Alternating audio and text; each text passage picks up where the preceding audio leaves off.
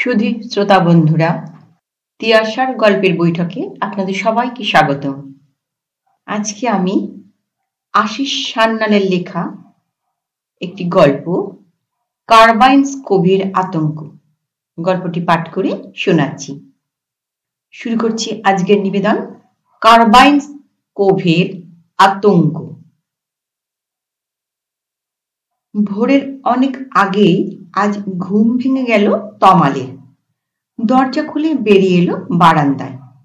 একটা easy chair টেনে তাতে এলিয়ে দিল শরীর। তাকিয়ে দেখলো সামনের উত্তাল সমুদ্রের বুকে তখনও লেপ্টে আছে আবছা কুয়াশা।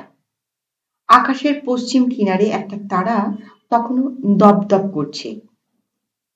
অন্যদিন হলে হয়তো তমাল আবার ফিরে যেত ঘরে, হয়তো আবার ঝাঁপিয়ে পড়তো বিছানায়, কিন্তু আর একটা অদ্ভুত আহ্লাদ টগবগ করছে তার মনে।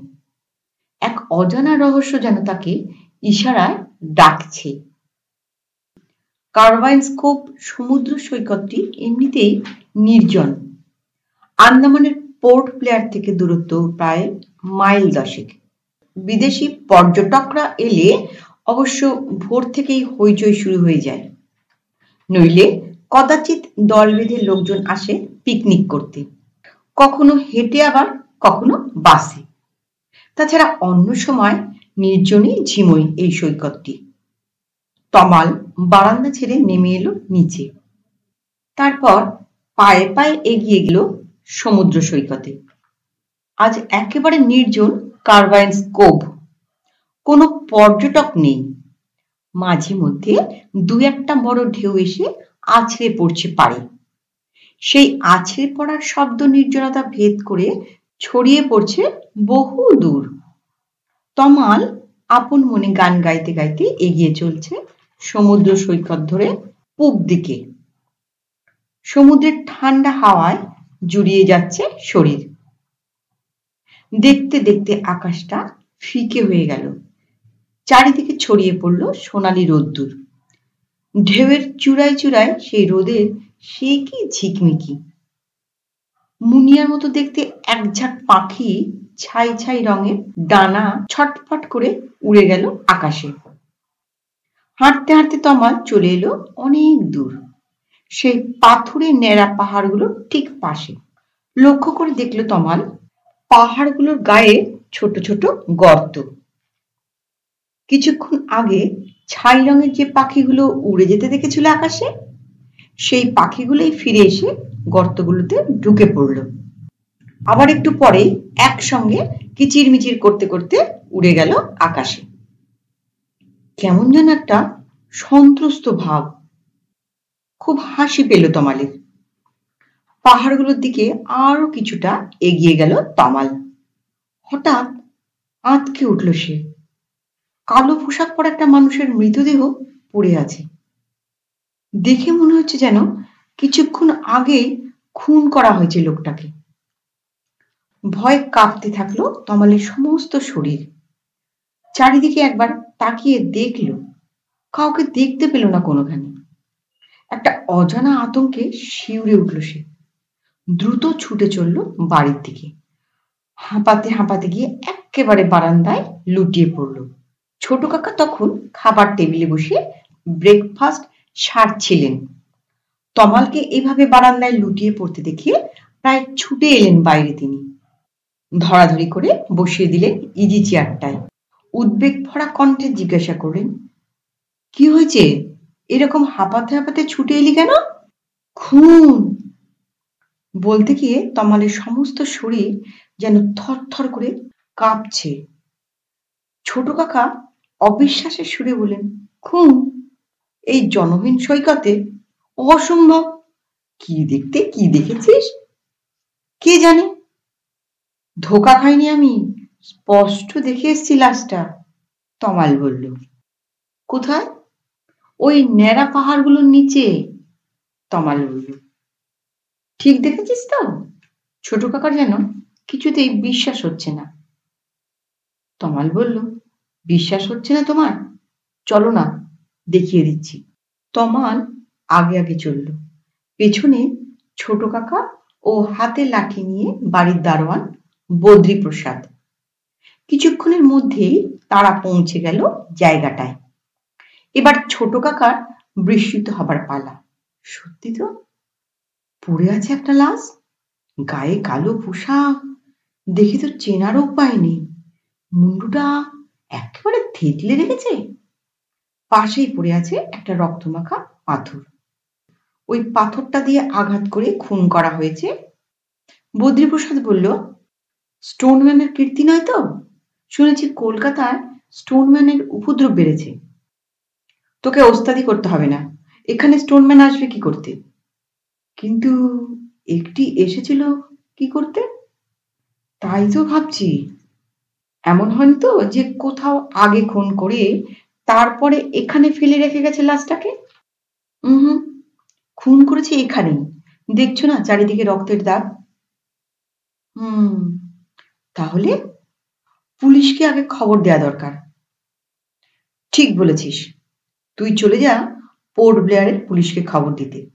বদ্রীপ্রসাদকে বলল তমালের ছোট কাকা। সে তো অনেক সময় লাগবে, 10 মাইল পথ, হেঁটে গেলে প্রায় 2 ঘন্টা।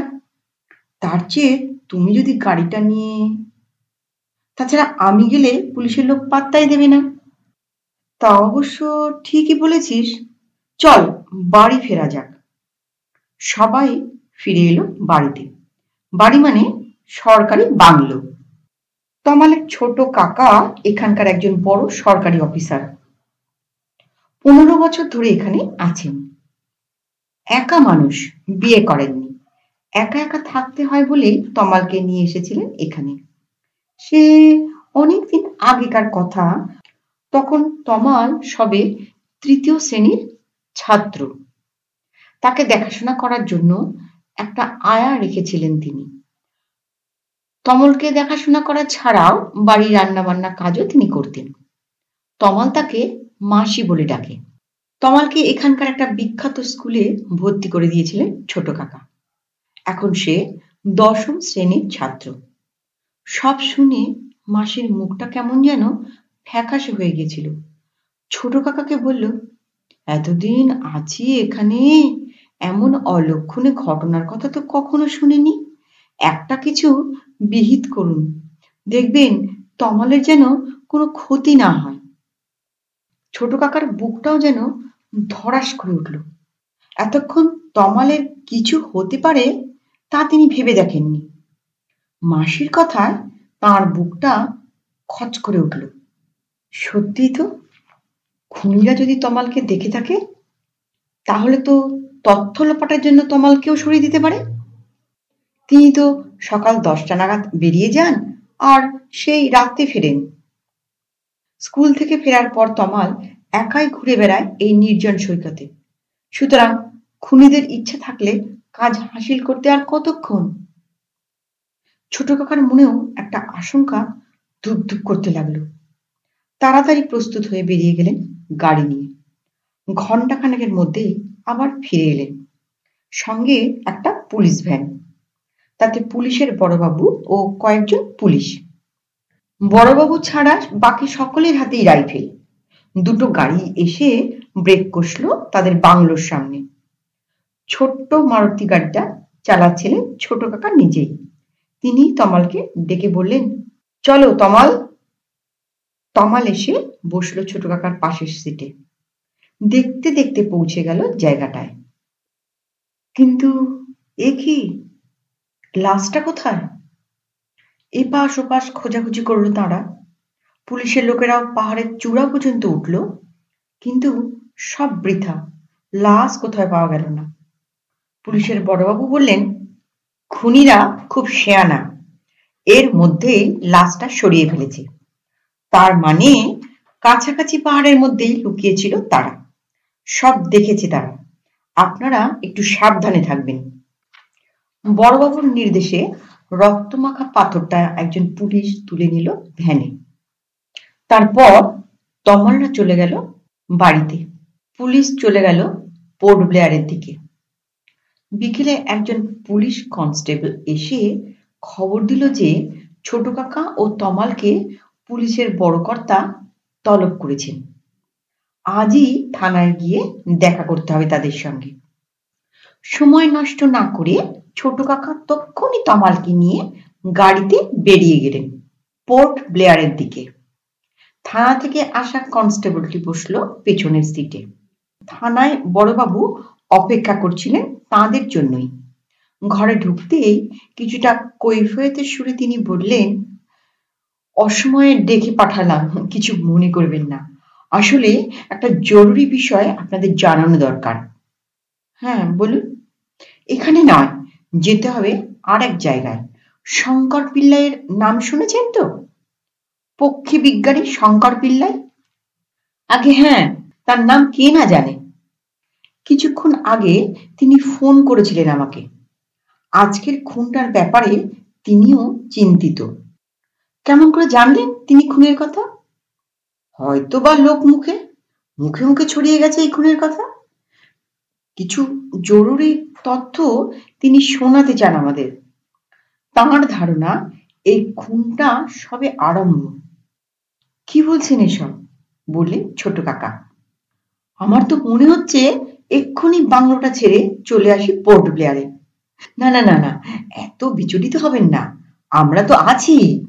চলুন পিল্লাইয়ের বাড়িতে। কি বলেন তিনি একবার শুনে আসি। ছোট দোতলা বাড়ি পিল্লাইয়ের।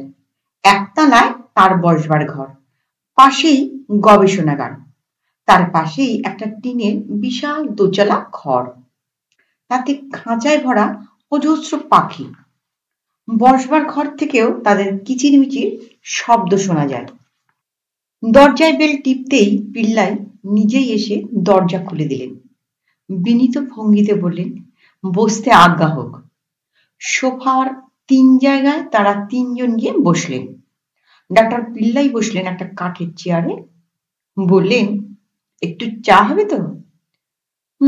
মন্দ হয় না, বললেন বড়বাবু। ডক্টর পিল্লাই একজন সুবেশা সুন্দরী যুবতীকে ডেকে বললেন চায়ের ব্যবস্থা করতে। বড়বাবুর কৌতূহল, আপনার মেয়ে বুঝি? না না না, আগে না, আমার কাছে গবেষণা করে। নাম ইন্দু যোশী, বাড়ি গুজরাটের সুরাটে। এখানে কোথায় থাকেন? এ বাড়িতেই। ওর জন্য ওপরে একটা আলাদা ঘর রয়েছে। অন্যেরা 3 জন মিলে অন্য একটা ঘরে থাকে। ওর বাবার প্রচুর পয়সা। জাকার্তা, হংকং, টোকিও, মানে সারা দক্ষিণ পূর্ব এশিয়া জুড়েই নাকি তার ব্যবসা। মেয়ের জন্য তাই আলাদা ঘর ব্যবস্থা করেছেন তিনি। মাঝে মধ্যে তিনিও এসে থাকেন মেয়ের সঙ্গে। এখন কয়েকদিন তো তিনি এখানেই আছেন। আগামী মাসে যাবেন। হর্ষবর্ধন জাহাজে কেবিন বুক করা হয়ে গেছে। প্রথমে যাবেন কলকাতায়, সেখান থেকে নাকি হংকং যাবেন। ওর কথা পরে শোনা যাবে, এখন আসল কথা বলুন তো। বড়বাবু বললেন, বলবো, এত ব্যস্ত কেন হচ্ছেন? আচ্ছা, লাশটা প্রথমে কে দেখেছিল? আমি, উত্তর দিল তামাল। কোথায়? ন্যাড়া পাহাড়গুলোর নিচে সমুদ্র পাড়ে। পাহাড়ের গায়ে ছোট ছোট গর্ত দেখেছো? হ্যাঁ, অনেক। লক্ষ্য করেছো নিশ্চয়ই, এক ধরনের ছোট ছাই রঙের পাখি তাতে থাকে। হ্যাঁ হ্যাঁ, মাঝে মাঝে দল বেঁধে উড়ে যায় আকাশে, আবার দল বেঁধে ফিরে আসে, তারপর যে যার গর্তে ঢুকে পড়ে। ওগুলো বিরল প্রজাতির পাখি। আন্দামানের এই দিকে এবং নিকোবর দ্বীপের কয়েকটা জায়গা ছাড়া পৃথিবীর আর কোথাও এই পাখিকে দেখা যায় না। সমুদ্রের পাড়ে ন্যাড়া পাথরের পাহাড়ে এইসব পাখিদের বাস। পাহাড়ের গায়ে ছোট ছোট গর্তে মুখের লালা দিয়ে ওরা বাসা বানায়। মুখের লালা দলা পাকিয়ে যায়, দেখলে মনে হয় যেন ফিটকিরির ঠেলা। দেখবে? নিজেই উঠে গিয়ে ডক্টর পিল্লাই ওই পাখির একটা বাসা নিয়ে এলেন। সবাই নেড়ে চেড়ে দেখলেন খুব ভালো করে। ছোট কাকা বললেন, আশ্চর্য তো। সত্যি আশ্চর্য হবার মতো। জানেন, এই বাসাগুলো মানুষ খায়। হ্যাঁ, খায়? তাহলে আর বলছি কি, হংকং ম্যানিলা, জাকার্তা প্রভৃতি জায়গায় এই হলো ডেলিশিয়াস ফুড। 5 তারা হোটেলে পর্যন্ত এর স্যুপের দারুণ কদর। কি বলছেন আপনি? এত বছর ধরে তো এই নিয়েই গবেষণা করছি। দক্ষিণ পূর্ব এশিয়ার ওইসব অঞ্চলের লোকেদের ধারণা, দেহে যৌবনের অনুভূতি ধরে রাখার জন্য এ হলো মোক্ষম খাদ্য। তার মানে ওখানে এই পাখির বাসার বেশ চড়া দাম? ডক্টর পিল্লাই বলল, 2000 টাকা প্রতি কেজি। 2000 শুনে থানার বড়বাবু ও ছোট কাকা দুজনেই রীতিমতন বিস্মিত হলেন। ডক্টর পিল্লাই বলে চললেন, আর এই পাখির মাংসের দাম 5000 টাকা কেজি। কিছু জীবনদায়ী ওষুধের তৈরির জন্য এই পাখির বাসা একান্ত জরুরি। এবার তমাল যোগ দিল আলোচনায়। ডক্টর পিল্লাইকে জিজ্ঞাসা করলো, আপনি বললেন যে আন্দামানের এই জায়গায় এবং নিকোবরের কয়েকটা দ্বীপ ছাড়া এই পাখি পাওয়া যায় না, তাহলে পাচার হয় এখান থেকেই? আগে তো এই পাখি ধরা বা এদের বাসা চালান দেবার কোনো বাধাই ছিল না, সমানে চালান হতো। তাই যখন দেখা গেল এই প্রজাতির পাখি বিলুপ্তির পথে, তখন সরকার নড়েচড়ে বসলো এবং বন্যপ্রাণী সংরক্ষণ আইনে এই পাখি ধরা বা তাদের বাসা ভাঙা নিষিদ্ধ ঘোষণা করলেন। তখন থেকে চোরা পথে পাচারের চেষ্টা বৃদ্ধি হলো। তার মানে আপনি বলতে চান আজকের খুনের পেছনে রয়েছে চোরা কারবারিদের হাত? থানার বড়বাবু মন্তব্য করলেন। ডক্টর পিল্লাই নির্লিপ্তভাবে উত্তর দিলেন, বুঝে নিন, একটু পুলিশি নজরদারির ব্যবস্থা করুন ওই জায়গাটায়। আজই করছি, বড়বাবু বললেন। ডক্টর পিল্লাইকে নমস্কার জানিয়ে সেখান থেকে বিদায় নিল তারা। তমালকে নিয়ে ছোট কাকা ফিরে এলো বাংলোয়। থানার বড়বাবু গেলেন চিফ কমিশনের সঙ্গে বিষয়টা নিয়ে কথা বলতে। কারবাইন স্কোপে সেদিন থেকে শুরু হলো পুলিশের জোর টহলদারি, দিনে রাতে দফায় দফায়। কিন্তু এর মধ্যেই ঘটে গেল আরেকটি ঘটনা, ডক্টর শঙ্কর পিল্লাইয়ের খুন। সন্ধ্যার পর বেড়াতে বেরিয়েছিলেন রাস্তায়, সমুদ্র পাড়ের একটি নির্জন স্থান দিয়ে যখন হাঁটছিলেন, তখন নাকি পেছন থেকে কয়েকজন লোক তার ওপর ঝাঁপিয়ে পড়ে। বড় পাথর দিয়ে মুন্ডুটা এমন ভাবে থেতলে দেওয়া হয়েছে যে দেখে চেনারই উপায় নেই। দেহ শনাক্ত করেছে ইন্দু যোশী, কারণ ডক্টর পিল্লাইয়ের কোনো আত্মীয় স্বজন ছিল না শনাক্ত করার মতন। তমাল যেন পুরো ঘটনাটার মধ্যেই একটা রহস্যের গন্ধ পায়। তার মনে হয় একটা বিরাট চক্র এর পেছনে সক্রিয়। সেদিন মাঝরাতে হঠাৎ ঘুম ভেঙে যায় তার।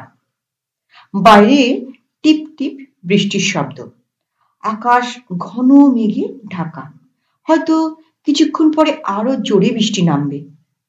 সমুদ্র হয়ে উঠেছে উত্তাল, তরঙ্গভঙ্গের বিপুল আওয়াজ ভেসে আসছে। হঠাৎ দূরের পাহাড় চূড়াটায় লক্ষ্য করলো তমাল, টর্চের মতন একটা আলো জ্বলছে আর নিভছে। এই দুর্যোগের রাতে কে বা কারা ওখানে আসতে পারে? হয়তো পুলিশই টহল দিচ্ছে, কিন্তু এর আগে কখনো পুলিশকে পাহাড়ের চূড়ায় উঠতে দেখেনি তো তমাল। তাছাড়া এই নিবিড় অন্ধকার রাতে এমন দুর্গম স্থানে পুলিশ অসম্ভব। একটা কালো রেনকোট পরলো তমাল, তারপর চুপি চুপি বড় ঘরে ঢুকে ছোট কাকার রিভলভারটা নিল পকেটে। চোরের মতো নিশ্চুপ বাংলো থেকে বেরিয়ে এলো বাইরে, সমুদ্র সৈকত ধরে এগিয়ে চলল সেই পাহাড়গুলোর দিকে। তখন সমুদ্রের সে কি গর্জন, হাওয়ার থাবায় মাঝে মাঝে বালিতে পড়ে যাচ্ছিল সে, কিন্তু সে আজ মরিয়া, যেমন করে হোক সে সেখানে পৌঁছাবেই। এক সময় সে একেবারে পৌঁছে গেল পাহাড়গুলোর পাশে।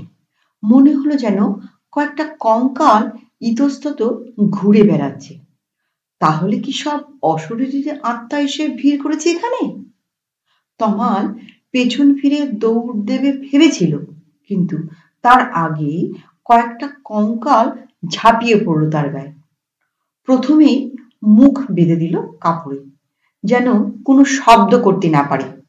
তারপর হাত পা বেঁধে ফেলে রাখলো সমুদ্র পাড়ের বালিয়াড়িতে। কিছুক্ষণের মধ্যেই তমাল দেখল তার চারপাশে 10-12 জন লোক, প্রত্যেকের গায়ে কালো পোশাক, পোশাকের উপরে হাড়ের মতো সাদা দাগ, দূর থেকে দেখে যেন মনে হয় কঙ্কাল।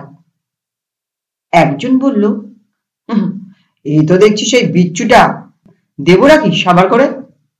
না না না, সাবধানে কাজ করতে হবে, এখন আরেকটা খুন হলে চারিদিকে হইচই পড়ে যাবে। তাহলে নিয়ে চল সঙ্গে, তারপর দেখা যাবে।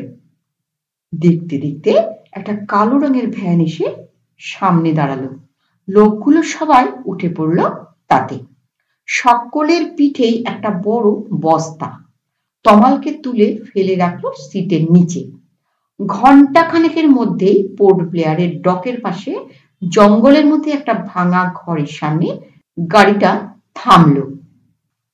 তমালকে চ্যাংদোলা করে নিয়ে গেল দুজন লোক। ঘরের মধ্যে টিমটিম করে জ্বলছে একটা লণ্ঠন। তার সামনে একটা ভাঙা চেয়ারে হেলান দিয়ে বসে আছে একটা লোক। স্থিমিত আলোতেও তমালের চিনতে অসুবিধা হলো না, আঁতকে উঠল সে। পক্ষী বিজ্ঞানী ডক্টর শঙ্কর পিল্লাই বসে বসে হিসাব করছেন। লোকগুলোর দিকে তাকিয়ে বললেন, তাড়াতাড়ি ওজন করে প্যাকেট করো। প্রতিটি প্যাকেটের ওপর নিচে থাকবে ফিটকিরি। 4টি বাক্সে সব প্যাকেট করতে হবে। ইন্দু যোশী, তার বাবা উমেশ যোশী, 2 বোন ইলাবেন ও কুমোদ বোনের নামে বুক করা আছে একটা কেবিন। সব মাল ওই কেবিনে উঠবে। তা এবার মাল কত টাকার হবে? তা 50 লক্ষ টাকার তো হবেই। তোদের বকশিস কাল সকালেই মিটিয়ে দেব, কিন্তু কাজ চালিয়ে যাবি ঠিক মতন। মাস 3 বাদেই ফিরছি। এবার কি জাহাজেই যাবে? জাহাজে খিদিরপুর ডকে গিয়ে নামবো, সেখান থেকে দমদম, সেখান থেকে বিমানে হংকং। লোক ফিট করা আছে সব জায়গায়। পিল্লাই বললেন, এই বিচ্ছুটাকে কি করব? মুন্ডু থেতলে ফেলে দেব সমুদ্রে? ওটাকে একটা বস্তায় ভরে তুলে দে জাহাজে। মাঝরাতে যখন জাহাজের যাত্রীরা ঘুমিয়ে পড়বে, তখন বস্তাটা ডকে নিয়ে ফেলে দেব সমুদ্রে। কেউ জানতেও পারবে না কোনোদিনও। হ্যাঁ, ঠিক তাই ভালো। সবকিছু ঠান্ডা মাথায় ভেবে চিন্তে করতে হয়। ডাক্তার পিল্লাইয়ের খুনটা কেমন প্ল্যান করে করা হয়েছে বলতো? সত্যি তুলনা হয় না। কেউ টের পেল না যে পিল্লাই বলে কেউ নেই। কেমন অভিনয় করলাম বল। এখন আমি উমেশ যোশী। আচ্ছা, লাশটা জোগাড় হলো কেমন করে? হাসপাতালে আমার এক পরিচিত নার্স আছে, তাকে বলে রেখেছিলাম যে কেউ মারা গেলে যদি তার লাশের দাবিদার না থাকে তবে যেন আমাকে জানায়। এত তাড়াতাড়ি যে সুযোগটা আসবে সেটা ভাবিনি। খবর পেয়েই চলে গিয়েছিলাম হাসপাতালের মর্গে। ডোমকে কিছু টাকা দিয়ে লাশটা গাড়িতে তুলে নিয়ে সোজা চলে এলাম বাড়িতে। পিল্লাইয়ের সাজে আমি যেসব পোশাক পরতাম তাই পরিয়ে দিলাম লোকটার গায়ে। তারপর তো খুবই সোজা, রাস্তার নির্জন জায়গায় লাশটা রেখে একটা বড় পাথর দিয়ে মুন্ডুটা একেবারে থেতলে দিলাম, যাতে কেউ চিনতে না পারে। বুঝলি তো? ঠিক মতন ফরেন্সিক রিপোর্ট হলে কিন্তু সবাই ধরতে পারতো। কোনো সন্দেহ হলে তবে তো। এখানে সন্দেহের কোনো পথই খোলা রাখিনি। দেখলি না সবাই কেমন সহজেই মেনে নিল যে ডক্টর শঙ্কর পিল্লাই খুন হয়েছে। কিন্তু শ্যামাচরণকে খুন করে ভালো করেননি, উপায় ছিল না। কেন? ও বিশ্বাসঘাতকতা করতে চেয়েছিল আমার সঙ্গে, গোপনে যোগ দিয়েছিল নায়ারের সঙ্গে। ওকে না সরালে আমাদের ব্যবসা বন্ধ হয়ে যেত। পরদিন দুপুরের আগে বুক করা কেবিনে চারজন যাত্রী সহ সব মাল তুলে দেওয়া হলো 4 নম্বর কেবিনে। তমালকেও একটা বস্তার মধ্যে হাত পা মুখ বাঁধা অবস্থায় গোপনে তুলে দেওয়া হলো। টের পেল না কেউই। জাহাজ ছাড়বার ঠিক আগে উমেশ যোশী বকশিসের টাকা তুলে দিল একজনের হাতে। জাহাজ চলতে শুরু করেছে। তমাল স্পষ্ট অনুভব করলো জাহাজের দোলানি। যত সময় আসছে ততই আতঙ্কে শরীর অবশ হয়ে আসছে তার। আসন্ন মৃত্যুর কথা ভেবে দু চোখ বেয়ে তার জল গড়িয়ে পড়ছে। ছোট কাকার জন্য মনটা কেমন কেমন করছে তার। হয়তো হন্যে হয়ে তিনি ঘুরে বেড়াচ্ছেন তমালের জন্যই। রাতের ডিনারের বেল বাজলো। ইন্দু যোশী একটু এদিক ওদিক করে কি যেন ভাবলো, তারপর বলল, খেতে যেতে হবে তো? একজনকে তো রেখে যেতে হবে, নইলে আমিই থাকি তাহলে, আপনারা যান, আপনারা খেয়ে এলে তারপরই আমি যাব। তিনজন চলে গেল খেতে। একা পড়ে রইল শুধু ইন্দু যোশী। হঠাৎ কি মনে করে সে তমালকে যে বস্তাটায় বেঁধে রাখা হয়েছিল ছুরি দিয়ে কেটে দিল তার মুখ। তমাল বেরিয়ে এলো বস্তা থেকে। ইন্দু যোশী তার হাত পা মুখের বাঁধন খুলে দিয়ে বলল, একদম চুপ, এসো আমার পেছন পেছন, কেউ যেন টের না পায়। কোথায় সে পরে হবে, বাঁচতে যদি চাও তবে এসো। একটা সরু সিঁড়ি দিয়ে তারা উঠে গেল ওপরে, সোজা ক্যাপ্টেনের ঘরে। ক্যাপ্টেনকে সব জানাতেই তিনি খবর পাঠিয়ে দিলেন পোর্ট ব্লেয়ারের অফিসে। ইন্দু যোশী আর তমালকে নিয়ে গেলেন একটা ঘরে।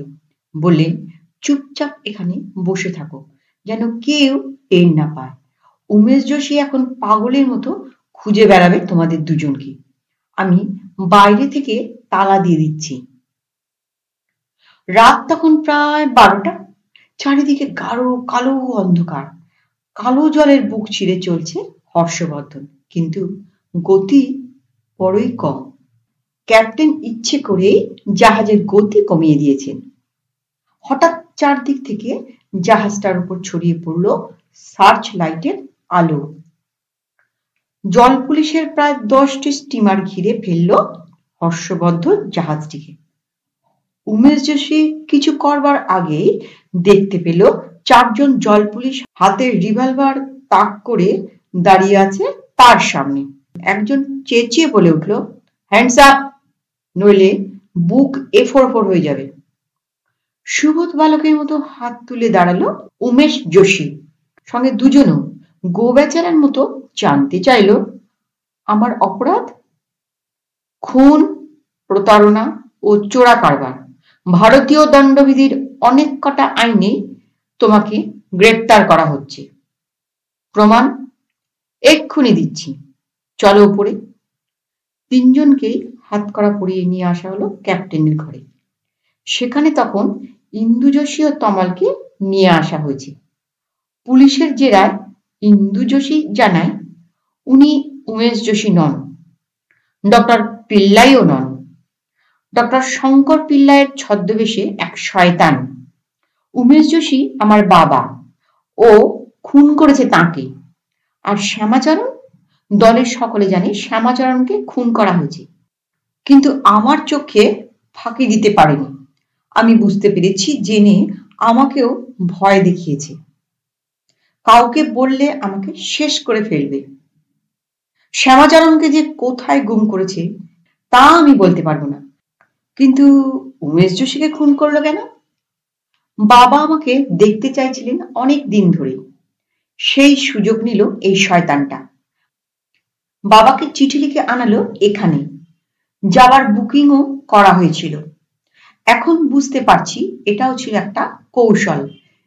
নিজের নামে কেবিন বুক করলে আবগারি পুলিশের দৃষ্টি এড়ানো কঠিন হবে, তাই।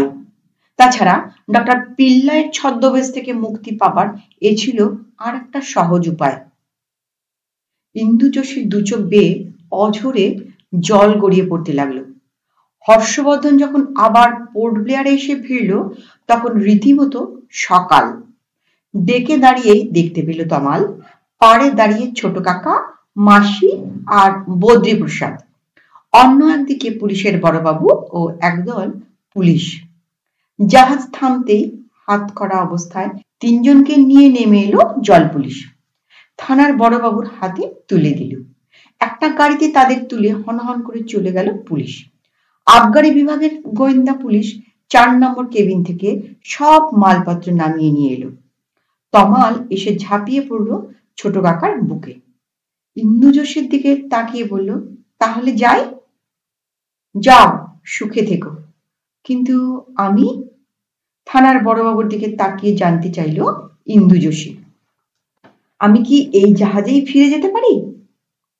এক্ষুনি নয়, প্রধান সাক্ষী তো আপনি, আপনার সব কথা রেকর্ড করতে হবে। তাহলে ভয় কি? এগিয়ে এলো ছোট কাকা। স্নেহ জড়ানো কণ্ঠে বলল, আমার এত বড় বাংলোতে কি তোমার কয়েকদিন থাকার জায়গা হবে না? এসো। বিষাদ ভরা মুখ নিয়ে ইন্দু যোশী এসে বসলো গাড়িতে। বাড়ির আর সবাইকে বসিয়ে ছোট কাকা গাড়িতে স্টার্ট দিলেন।